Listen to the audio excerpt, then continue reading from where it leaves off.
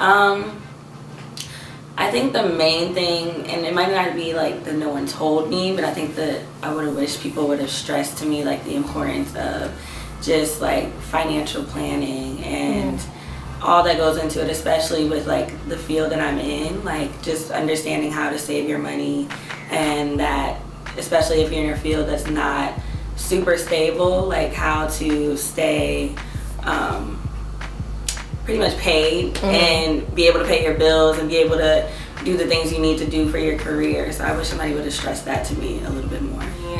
So I knew that internships were important and that you should do them because it's like a way to get a job. But what I didn't realize is that a lot of what, especially for me, because I went to liberal arts college, a lot of what you learn when it comes to the workplace and just like how to exist in an office, how to exist in a working place, and you know, how to grow, a lot of that will be at least started from internships, and it's so helpful to have not only the network and the connections from internships, but like that experience. Yeah. Because for me, I think college was great and I loved it, but what I realized is that when I started working, everything that I was taking, you know, like tangibly, experience-wise, was from internships. Yeah. You know? Yeah.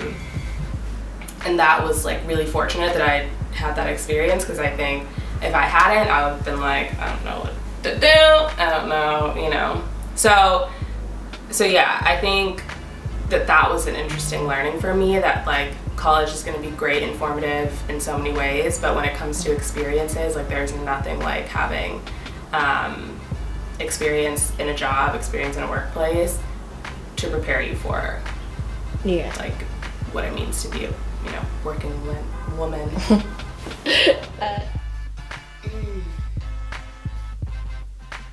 That you don't have to go to everything.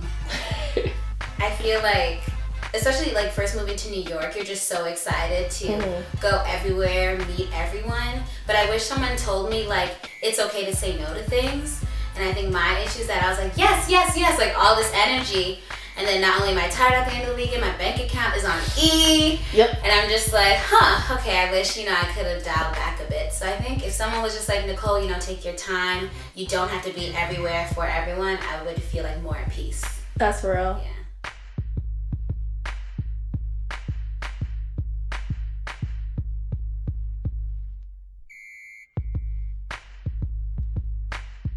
Is more fellowships and internship programs that focus on Black women in media. I think that I've been blessed enough to, you know, find my way and kind of just use the resources like from Howard to get to where I want to be. But I know that there aren't a lot of people who have the same opportunities, and sometimes they don't even know about opportunities because no one's telling them about it. Yeah.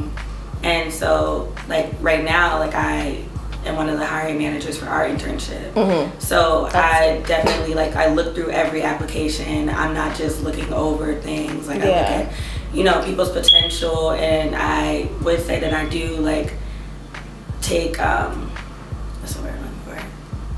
I do try to get as many Black women as possible, just because I know that they might not get this opportunity again. And I think it's just pretty cool to recognize that there are like Black women producers, there are Black women directors, and if someone gives them a chance to grow into that, then they can be another Ava or Issa or anyone like that. So do you think that, I mean, there's clearly still a lot of inequality between...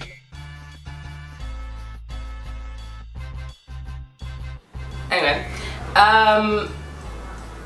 I think my mentors have encouraged me by a few things. So one, encouraged me to, in a funny way, like seek out other people. So my old boss, who's a huge mentor of mine, has always encouraged me to like look for inspiration outside of my immediate space. When it comes to my job, and I think that's been like a really big part of not only me just kind of like understanding the world of community and what I do, but also of me kind of exposing myself to things that are outside of my immediate knowledge and outside of the things that I might be like, you know, that might be first for me in terms of my interests.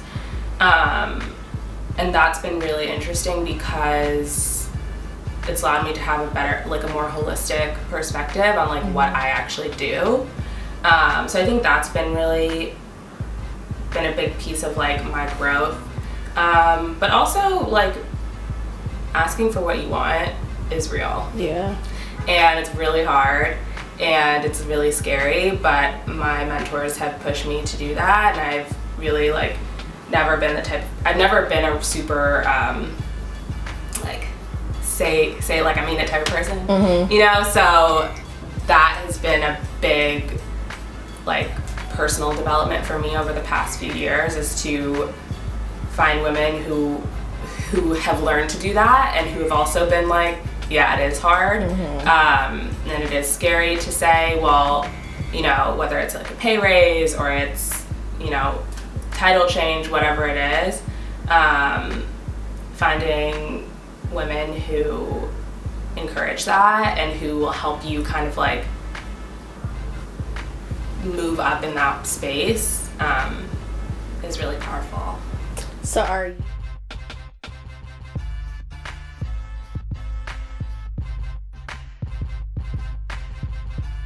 The media industry, and I just always kind of push her to always work hard and kind of like, can I curse in this or no? Yeah. It's all good. I just didn't know, you know. Right. PG, you know. No, it's pretty. It's just me. Okay, cool. So I always try to instill in my mentor to kind of like work past the bullshit, because like as a black woman, we've always heard like even when we're younger that you have to work twice as hard, and you know sometimes she'll text me and like vent to me, and I'm there to, you know, hear about, you know, how some white man in the office is like talking down to her, and I'm like, Brianna, I know it sucks, I've been there, and what sucks even more that you're just gonna have to still keep doing the bomb ass job that you're doing, and then it'll speak for itself. Right. Because I think at the end of the day, your hard work trumps everything. Yeah. And I think that's something I was trying to instill in her. That's true. I'm happy I had my mentor because I'm all I guess I am. I mean, yeah, so I'm only 20, I'm about to be 25. I think I do have a few people who I mentor and probably look to me as a mentor. The thing about mentor-mentee relationships that I've realized is like, it is very rare, at least in my experience, to be like, oh, you are my mentor. Yeah. I'm your mentee. Yeah, I feel like it's like an organic situation. And so for a lot of women who have been in my life, like they become my mentors because we've built this relationship of trust and of, you know, kind of admiration, honestly, like mutually. And I think that, you know, the mentor piece of it just kind of happens through that. But anyways, I think I am a mentor, and I think to a few people. And I think in those relationships, you try to be a resource.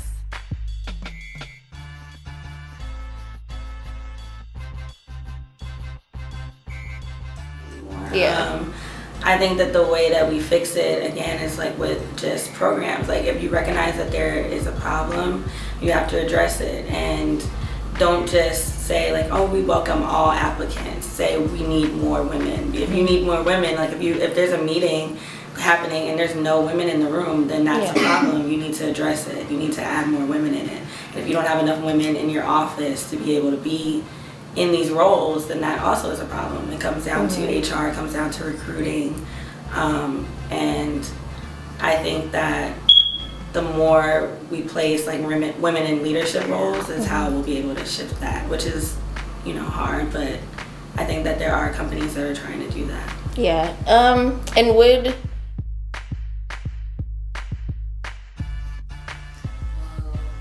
High school me was a mess. Who are you telling?